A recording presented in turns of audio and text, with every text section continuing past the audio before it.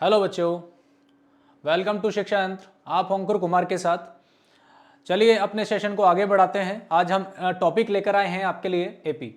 तो ये आपका 5th चैप्टर है, 10th क्लास का 5th चैप्टर एपी, जिसको हिंदी में कहते हैं समांतर श्रेणी, अरिथमेटिक प्रोग्रेशन। इसका इंट्रोडक्शन जान लेते हैं। बिना टाइम वेस्ट के हमें आगे बढ़ना है, क्योंकि बोर्ड आने वाले हैं तो आपको ज़्यादा समय वेस्ट नहीं करना है। तो अब देखिए, अरिथमेटिक प्रोग्रेशन को हिंदी में कहते हैं समांतर श्रेणी। तो हिंदी वाले बच्चे भी इसको आराम से समझ सकते हैं, इसलिए मैं दोनों ही भाषाओं में इसको समझा रहा हूँ। समांतर श्रेणी होती क्या है? समांतर श्रेणी क्या है? कैसा क्रम? एक ऐसा क्रम जिसमें सभी नंबर एक दूसरे से बराबर अंतर पर आते हों, उसे समांतर श्रेणी कहते हैं। कैसे? जैसे कि न्यूमेरिकल वैल्यूज आपने देखी, 1 2 3 4 5 6 7, ये सारे के सारे नंबर आगे बढ़ते जा रहे हैं, ये एक समांतर श्रेणी है। क्योंकि इनके बीच में जो अंतर है, जो डिफरेंस आ रहा है, वो कितने का? 1। यहां भी डिफरेंस आ रहा है 1, यहां भी डिफरेंस आ रहा है 1, यहां भी डिफरेंस 1 1। तो इस तरह का जो भी श्रेणी क्रम बनता है, प्रोग्रेशन बनता है, सीरीज बनता है, उसको हम कहते हैं अरिथमेटिक प्रोग्रेशन या फिर समांतर श्रेणी। दूसरा उदाहरण देखते हैं इस पर, जैसे कि 2, इनके बीच में 2 2 का गैप आ रहा है, तो 2 2 के अंतर पर ये हैं, तो इसे भी कहेंगे समांतर श्रेणी। तो ये आपको समझ में आना चाहिए। तो ये जैसे कि 1 का सीक्वेंस था 2 का, तो ऐसा जरूरी नहीं है कि ये जैसे टेबल के अकॉर्डिंग नहीं चलता है। इसमें अगला देखिए, 3 से लेकर 6, तो इसके बीच में 3 का अंतर है, तो इसमें 3 का अंतर आ रहा है। तो जब सभी नंबर बराबर बराबर अंतर से आगे बढ़ते रहते हैं, तो उसको हम अरिथमेटिक प्रोग्रेशन कहते हैं या समांतर श्रेणी कहते हैं। जैसे 4 से लेकर यहाँ पर फिर से गैप है +3 का, यहाँ पर गैप है +3 का, यहाँ पर गैप है +3 का, यहाँ पर गैप है +3 का, यहाँ पर भी गैप +3, ये आगे बढ़ता जा रहा है। +3 के साथ ये सीरीज बढ़ती चली जाएगी और ये आगे अंत तक बढ़ती चली जाती है, अनंत तक बढ़ती जाती है। अब इसे कहीं अगर रोकेंगे तो कहां पर रुकेगी, किस तरह से रुकेगी, उसकी भी कुछ ना कुछ कंडीशंस होंगी। उन कंडीशंस को भी आगे हम समझेंगे। अब यहां पर देखिए, यहां पर सब जगह +1 हुआ है। पहले वाले केस में आपने +1 देखा, दूसरे वाले केस में आपने +1 देखा, +2 देखा, तीसरे वाले केस में भी +3 देखा, और ये चौथे वाले केस में +3, 3 वाले केस में +3। अब ये नेक्स्ट वाला केस देखिए जरा, इसमें कितना देख रहे हैं आप?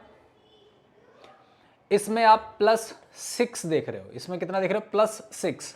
तो ऐसा नहीं कि आप कोई टेबल का सीक्वेंस देखें, ऐसा कुछ भी नहीं है। बस आपको देखना है कि एक नंबर के बाद दूसरे नंबर बराबर बराबर अंक बढ़ने पर आना चाहिए। सबके बीच में जो अंतर आ रहा है वो बराबर होना चाहिए।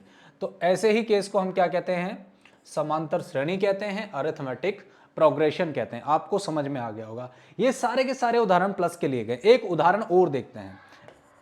देखिए, जैसे कि प्रोग्रेशन ऐसा भी हो सकता है,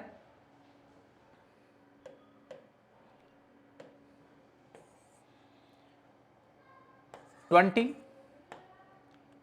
15 10 5 0 -5, और ये प्रोग्रेशन आगे बढ़ गया। इसमें क्या हुआ है? इसमें जो सार्वंतर लिया गया है वो -5 लिया गया है।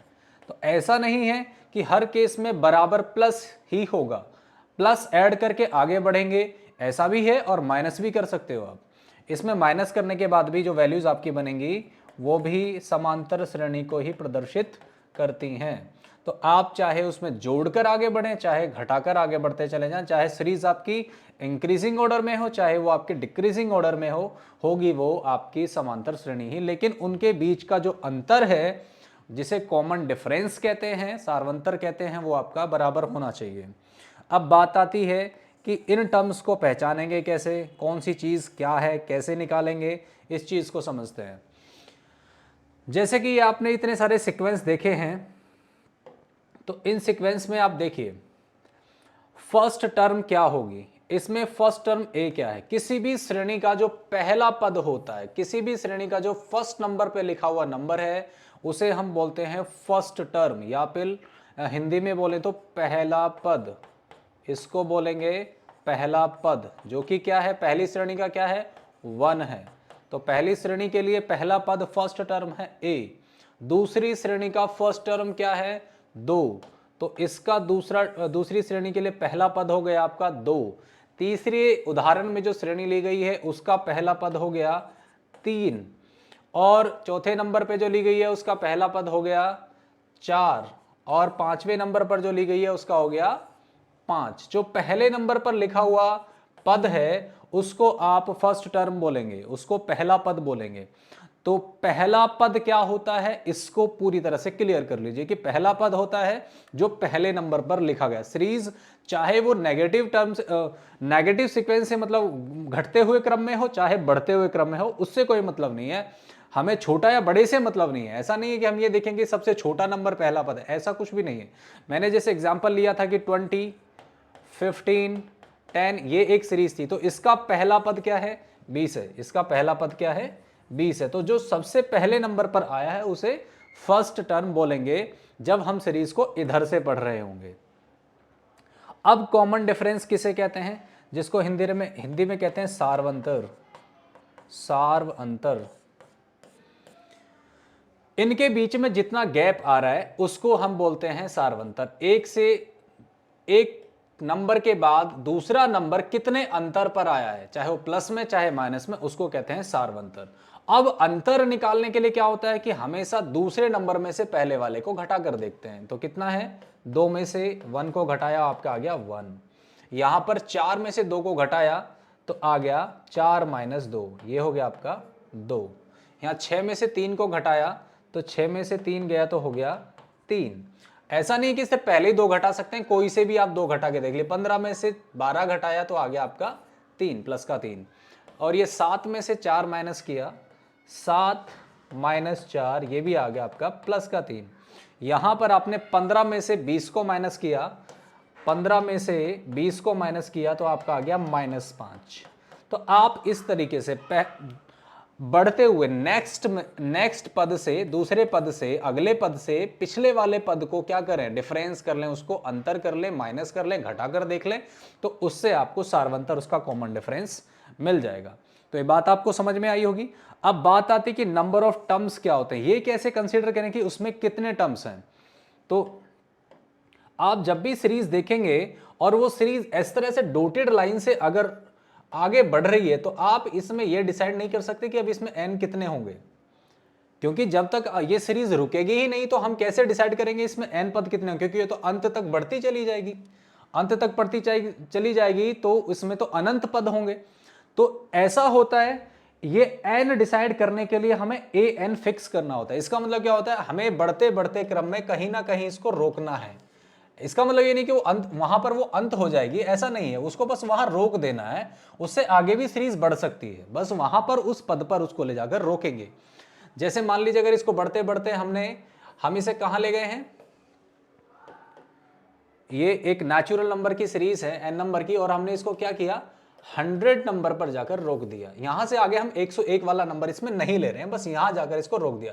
तो इस सीरीज का an वा जो पद है, ये an जो होगा इसका वो 100 होगा, जहां पर आपने इस सीरीज को रोक दिया है। तो क्वेश्चंस में आपको देखेंगे कि उसमें या तो पहले से ही वो सीरीज रुकी हुई होगी या फिर उसके विषय में कुछ बताया गया होगा। अब इसमें n कितने हैं, यहां से लेकर 100 तक जितनी भी संख्याएं आई हैं, जितने भी नंबर्स आए हैं, इनको गिन लें कितने। तो साफ साफ दिख रहा है, पहला जो है सिंपल है, 1 से लेकर 100 तक कितनी संख्याएं होंगी, 100 ही आई होंगी। तो ये कितना होगा, इसमें n की वैल्यू भी कितनी होगी, 100 होगी। ठीक है, जैसे ये वाली सीरीज है, ये वाली सीरीज जो है अगर हम इसे बढ़ाते जाएं और 100 पे जाके इसको रोक दें, इसको भी क्या करें हम, इसको भी हम 100 पे जाके रोक देते हैं। तो अब इसमें देखिए, इसमें जो इसका an है वो 100 हो गया, जबकि ये 2 के क्रम से चल रही है तो इसमें आधी टर्म आई होंगी इसके मुकाबले, 1 2 3 4 5 6। जो 10वां नंबर है वो 5वें नंबर पे, जो 10 संख्या है वो 5वें नंबर पे आई है। तो जो 100वीं जो संख्या है, ये जो नंबर है 100, ये nवें कौन से नंबर पे आएगी, 50वें नंबर पे आ जाएगी। तो इसमें कितने कुल पद होंगे, 50 पद होंगे। तो ये मैं थोड़ा सा आपको आइडिया बता रहा हूं कि n क्या होता है। n होते हैं इसमें जितने भी कुल पद हैं, टोटल नंबर, इसमें नंबर ऑफ दी टर्म्स, जितनी भी total number of the terms होती हैं उसे n कहते हैं, और जो अंतिम टर्म है उसे हम, जो लास्ट टर्म है उसे हम an कहते हैं। तो आपको ये सब last term, number of the terms and the common difference और द फर्स्ट टर्म, इनका थोड़ा सा आइडिया लग गया होगा। इनको रिवाइज करिए और समझिए, क्योंकि ये बहुत इंपॉर्टेंट है एपी में, क्योंकि शुरुआत भी इन्हीं से होगी आपकी। तो इस इंट्रोडक्शन को ध्यान से पढ़ना है आपको ताकि आप चैप्टर को इजीली समझ सकें। आगे देखते हैं इसमें और क्या है हमारा।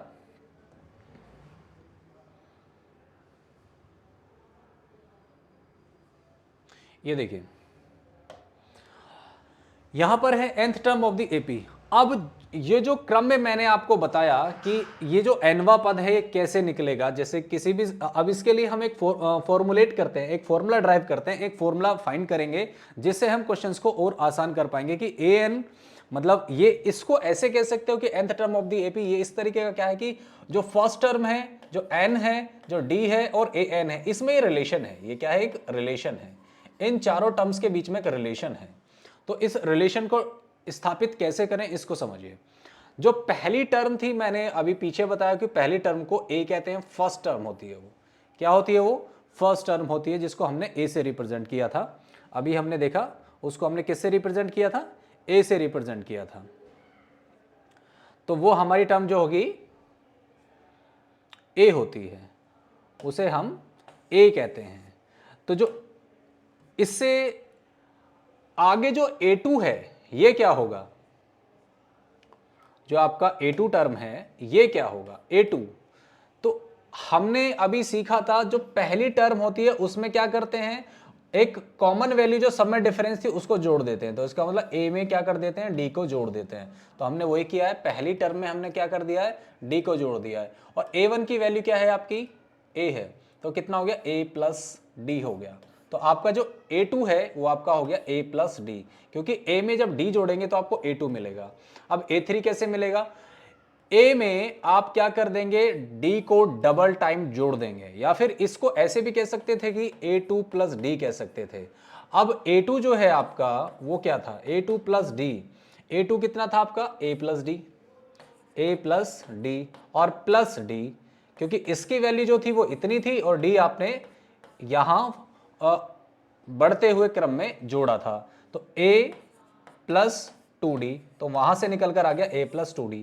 तो इसलिए आपका जो A3 है वो आपका a प्लस 2d के रूप में आ गया। A4 जो होगा वो आपका a प्लस 3d के रूप में आ जाएगा। A5 आपका a प्लस 4d के रूप में आ जाएगा। आप ये देख रहे हैं जहां 4 आ रहा है वहां 3 है, एक नंबर कम आ रहा है। जहां 3 है वहां 2 आ रहा है, जहां 2 है वहां 1d आ रहा है। वहां पर क्या आ रहा है? 1d। जहां 1 है वहां 0d आ रहा है। वहां क्या आ रहा था? 0d आ रहा था।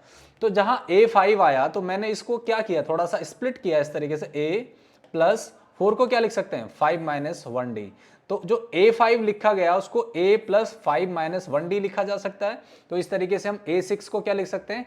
A plus 6 minus 1 into D लिख सकते हैं। क्या लिख सकते हैं? A plus 6 minus 1 into D. और यही क्रम अगर बढ़ता चला जाए, A7 को क्या लिख सकते हैं? A7 बराबर A plus 7 minus 1 into d. तो सातवीं टर्म ये होगी। तो A8 को क्या लिख सकते हैं? A plus 8 minus 1 into D.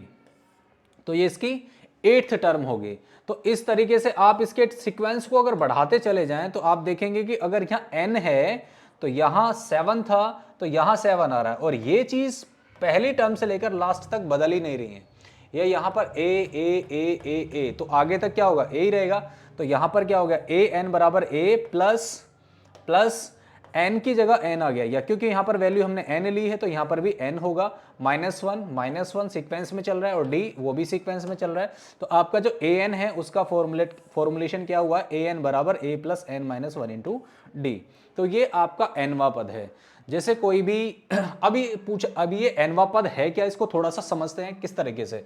जैसे एक सीरीज ले लेते हैं हम एग्जाम्पल के तौर पर। जैसे कि अब हमने माना है इसमें 7, 10, 13, 16 और हमें मालूम है कि इस सीरीज में जो है कितने पद हैं? 20 पद हैं, 20th टर्म। तो हम अब इसमें कुल 20 पद हैं, तो वो 20वें नंबर पे जो पद है, जो संख्या 20वें नंबर पे आ रही है, पहले नंबर पे 7 आ रहा है, दूसरे नंबर पे 10 आ रहा है, तीसरे नंबर पे 13 आ रहा है, चौथे नंबर पे 16 आ रहा है, तो 20वें नंबर पे क्या आ रहा होगा? इसमें पूछा गया कि जो 20वें नंबर पे संख्या लिखी गई होगी तो वो क्या होगी। तो 20वें नंबर पे जो संख्या लिखी होगी वो हम इसके अकॉर्डिंग निकालेंगे। तो यहां पर जो 20वें नंबर की संख्या, जैसे कि अब मैं इसको ही देख लूं पहले, ये चौथे नंबर की संख्या, इसका मतलब n बराबर 4 है। तो A4 अगर मैं निकालूं इस सीरीज का तो आप फॉर्मूला लगाएंगे तो A plus 4 minus 1 into D, क्योंकि A4 क्या होता है आपका, A4 यही होता है, A प्लस 3D होता है। तो ये हो गया आपका A प्लस 3D हो गया। अब जरा सीरीज की तरफ देखिए, तो A क्या है इसका, 7 है, A क्या है इसका, 7 है, प्लस 3 इंटू डी कितना है, कितने डिफरेंस पर है, 3 के डिफरेंस पर है, तो 3, तो कितना हो गया 7 प्लस 3 3 9, 9 और 7 16। तो जो मुझे दिख रहा है साफ साफ कि 16 है, तो वो फॉर्मूले में भी 16 ही आ रहा है, तो इसका जो फोर्थ टर्म है वो 16 आ रहा है, इसका मतलब ये हमारा फॉर्मूला पूरी तरह से वर्क कर रहा है। तो अब हम 20वें पद पे निकालें तो कैसे निकालेंगे, A20 इक्वल टू क्या होगा, पहला पद आपका 7 है इसका, तो 7 प्लस आगे 20 माइनस 1 इंटू डी की वैल्यू है आपकी 3, तो ये इसमें डिफरेंस जो आपको दिखाई दे रहा है वो आपका 3 है, तो कितना हो गया 7 प्लस 19 इंटू 3, तो 7 प्लस 19 3 जा कितना हो गया 64। तो ये इसका जो 20वें नंबर पे जो पद आएगा वो आपका 64 आएगा। तो इस तरीके से आप इस फॉर्मूले का इस्तेमाल करेंगे। इस तरह से जो एनसीईआरटी के बेसिक क्वेश्चंस हैं, एक्सरसाइज के क्वेश्चंस हैं, उनको करने की कोशिश करते हैं। आप समझने की कोशिश कीजिए। जिन बच्चों का टॉपिक थोड़ा क्लियर नहीं है वो क्लियर कर लें, जिनका क्लियर है वो रिवीजन कर लें। तो आइए देखते हैं क्वेश्चंस किस तरीके के हैं।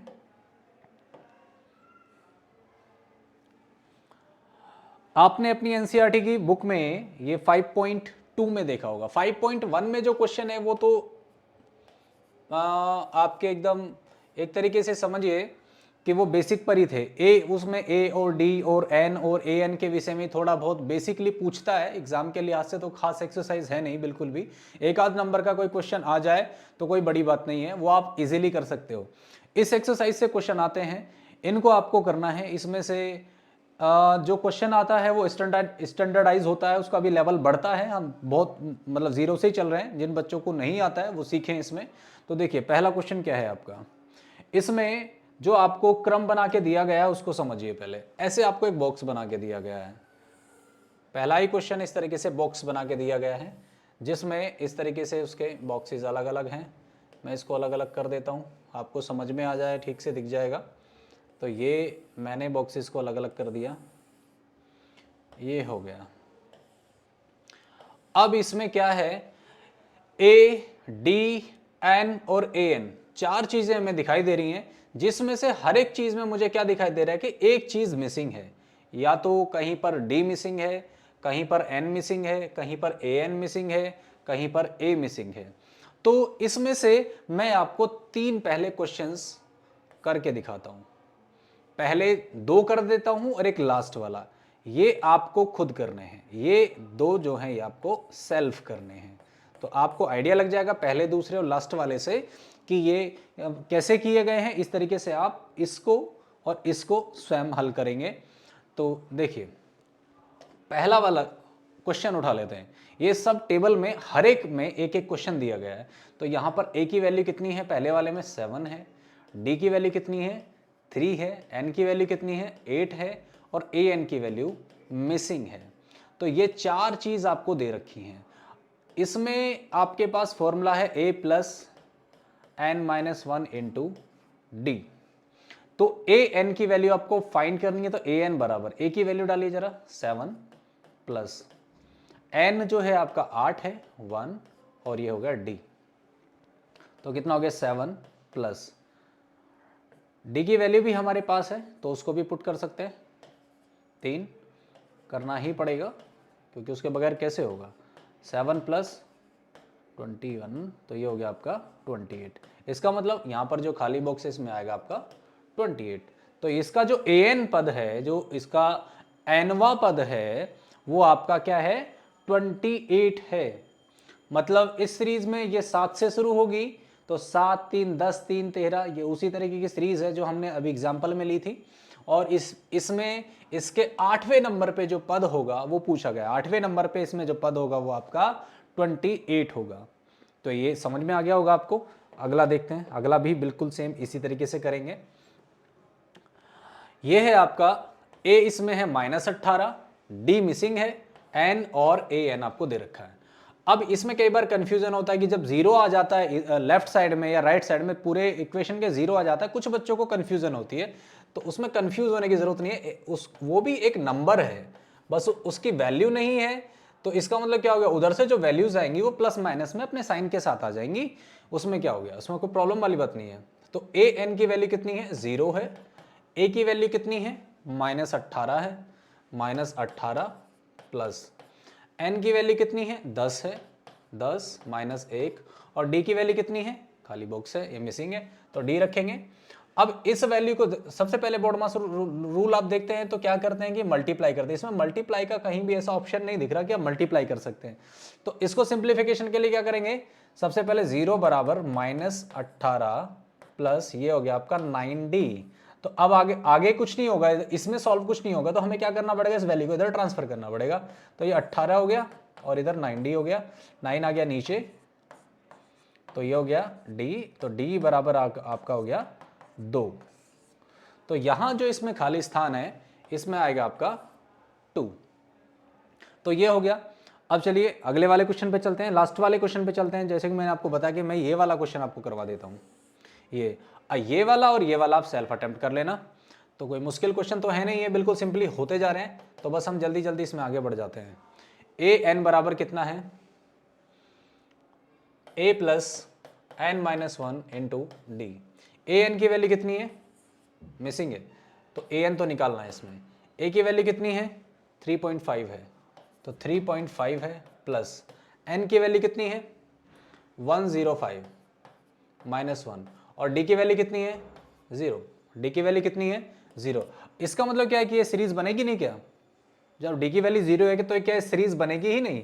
ए एन बराबर कितना हो गया, 3.5 प्लस 104 इंटू 0, तो कितना हो गया 3.5 प्लस 0, तो ये इसकी लास्ट वाली वैल्यू भी क्या हो गई, ये आपकी 3.5 ही हो गई।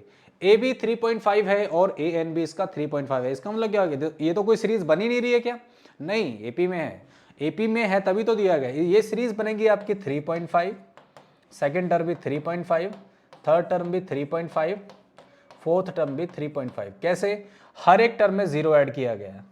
ऐसा नहीं है कि नंबर कोई ऐसा वैल्यू वाला ही नंबर ऐड हो, जरूरी नहीं है। इसमें अगर 0 ऐड करते हैं और हर एक वैल्यू जो है सेम बनती चली जाती है तो भी वो अपने आप में एक एपी है।